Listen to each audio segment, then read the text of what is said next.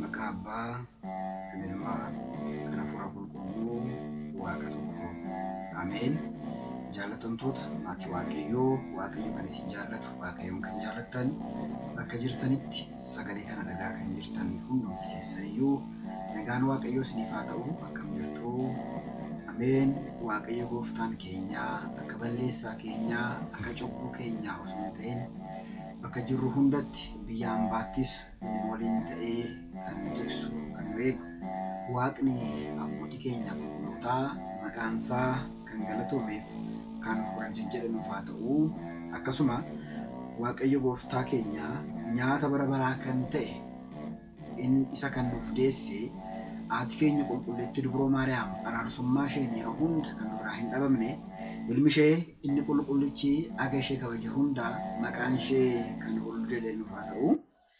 Egaa maatii Waaqayyoo akka heeyyama Waaqayyootti guyyaa kana barumsa gabaabaa waliin ilaalla yoo Waaqayyo nuuf heeyyame yoo laphee keenya nuuf bane Waaqayyoon wajjin ta'ee daqiiqaa muraasaaf waliin turra jechuudha. Waaqayyo hunduma keenya wajjin haa ta'u.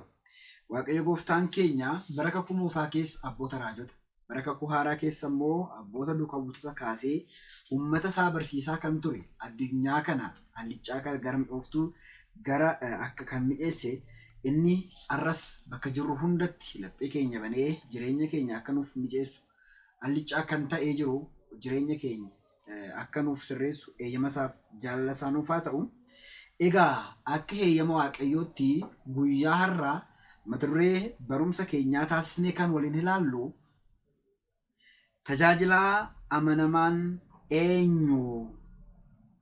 Tajaajilaa amanamaan eenyu? Jecha jedhu waliin kaasnee ilaallaa jechuudha. Egaa maatii Waaqayyoo manni kiristaanaa keenya sooma gooftaa keenya Iyyasuus Kiristoos keessatti turbeewwan jiran hunda maqaa moggaastee waa'ee Waaqayyoo waa'ee uumaa ishee waa'ee uumaa keenyaa yeroo itti nu barsiistudha. Egaa isa keessaa akkuma beekamu amma torbee ja'affaarra jirraa. Torbeen ja'affaa immoo akka mana kiristaanaa keessatti keenyatti Gabriheer jedhamee ni beekama. Kunis tajaajilaa amanamaa jechuudha. Egaa kanumarraa ka'uuni qulqullichi Yaareed yogguu moggaasa mana kiristaanaa keenya kana keessatti lafa godhu tajaajilaa amanamaan eenyu jechuudhaan yogguu inni faarfachaa ture ni agarraa jechuudha. Maatii Waaqayyoo seenaa kana wangeela Maatiyoos boqonnaa 5 lakkoofsa 15 irraa kaasanii yoo ilaalle mootii tokkotu ture jedha. Mootiin kuni gara biyya biraa deemuuf yogguu ka'utti namoota 3 waamee yookiin garboota isaa 3 waamee isa tokkoof maakiliitii 5 isa tokkoof maakiliitii 2 isa tokkoof ammoo maakiliitii 1 laatee fi gara biyya biraa deemee jedha maatii Waaqayyoo. Egaa yommuu kana inni abbaa 5 argate suni maakiliitii isaa argate sana cimee dadhabee waliif gadee kaatee dadhabee dafqasaan maakiliitii 10 godhatee jedha. Inni abbaa lamaas akkasuma akka abbaa 5 sana sirriitti cimee innis hojjete maakiliitii isaa sana 4 taasifatee jedha. 2 buusee 4 taasisee jedha. Inni abbaa tokko garuu inni sadaffaan garuu kennaa itti kenname sana akka inni ittiin bu'aa buusu kan itti kenname sana maal godhe ni awwaale. Maatii Waaqayyoo yogguun ittiin gurguru yogguun ittiin hojjedhu tokko naaf laatame kun yoo na harkaa bade maalan godhaa? Mootiin kiyya yogguu deebi'e waan na adabuuf tokko natti kenname kana lakki anoo hin tuttuqu. Akkuma natti kennametti nan ol kaa'a. Akkuma natti kennametti nan teechisaa jechuudhaani lafa godhee boolla qofforee ni awwaale jedha maatii Waaqayyoo. Egaa waggoota muraasa booda mootiin isaanii inni itti maakiliitii sana kenne deebi'ee ni dhufee jedha. Yogguu deebi'ee dhufu maatii Waaqayyoo na jarreen 3 kana garboota isaa 3 kana ofitti ni waame. Isas abbaan 5 sana yogguu waamu yaa gooftaa jedhe. Anoo anati naaf kennite shanitti dabalee bu'ee ba'ee hojjedhee shan buusee 10 taasisee fideera hoo kunoo narraa fudhadhu jedhe maatii Waaqayyo. Yogguu kana mootiinsaas maal godhe isa kana ati waan xiqqaatti waan amanamteef kana booddee waan guddaa irratti ni muudamta. Kanaaf seenii gara boqonnaa bara baraatti darbii jedhee gara boqonnaa bara baraatti isa geesse isa galchee jedha. Abbaan lamaa sunis nu dhufe maatii Waaqayyo. Yogguu kana abbaan lamaas yaa gooftaa jedhe atoo kan naaf laatte 2 anammoo 2 buusee 4 godhachuudhaan firee dhufeera narraa fuudhii jedhe innis. Inni kunis akkasuma tajaajilaa amanamaa waan ta'eef tajaajilaa waan itti laatame sanaan daldalee guddaa buusee tirfii bu'aa buusee Waaqayyo abbaasaa fuulduratti waan fideef innis akkasuma kabajanii argate maatii Waaqayyo. Isaanis waan xiqqoo irratti waan amanamteef ati waan guddaa irratti muudamteetta darbii gara boqonnaa bara baraatti jedheen maatii Waaqayyo. Inni sadaffaa ni dhiyaate.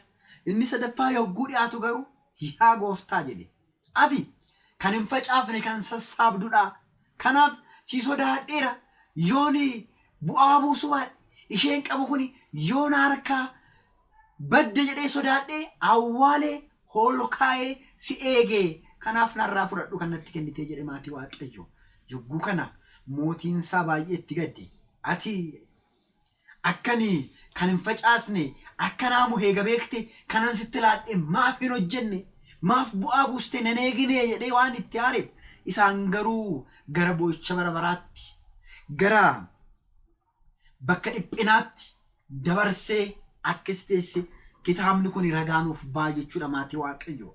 Egaa seenaa kana gabaabbinumaan gara keenyatti yoo finne maatii Waaqayyo bara keenya keessa tajaajiltoota yookiin ammoo barattoota isaa kan taane kitaaba qulqulluu kan baranne nuti garboonni isaa maakiliitii nutti kenname kennaa nuuf laatameen akkamittiin hojjechaa akka jirru akka of madaalluuf maatii Waaqayyo.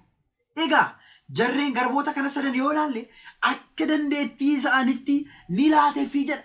Isa 5 danda'uuf 5 isa 2 danda'uuf 2 isa immoo baay'ee hin dandeenyeef ammoo 1 laateefii ture maatii Waaqayyo. Haa ta'u malee isaan abbaat 5f 2 waan gaarii buusanii waan gaarii hojjetanii bu'aa buusanii gooftaa isaanii fuuldura dhiyaatan. Inni abbaa tokko garuu ni awwaale. Egaa maatii Waaqayyo kun fakkeenya hedduu qaba kitaaba qulqulluu irratti.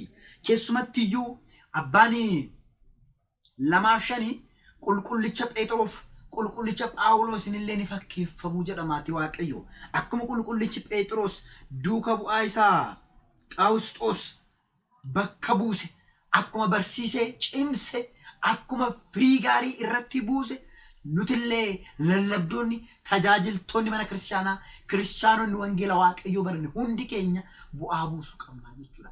Akkasuma qulqullichi Phaawulos duuka bu'aa isaa Xiimotewoosin akkuma baase aniifis illee duuka buusota hedduu lallaba keenyaan namoota kiristaanota hedduu horachuu akka qabnu nu barsiisuuf maatii Waaqayyo. Kanaaf aniifis kana hojjennee kana lallabne eega lallabne booda garuu lallabni keenya firii buusuu qaba.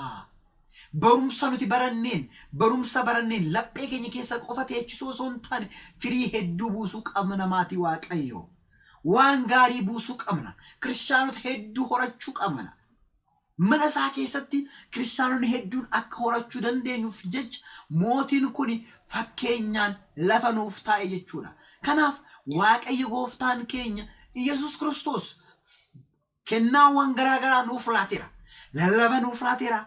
Faarfannaa nuuf laateera. Akkasumallee manneen kiristaanaa hojjechiisuu nuuf laateera.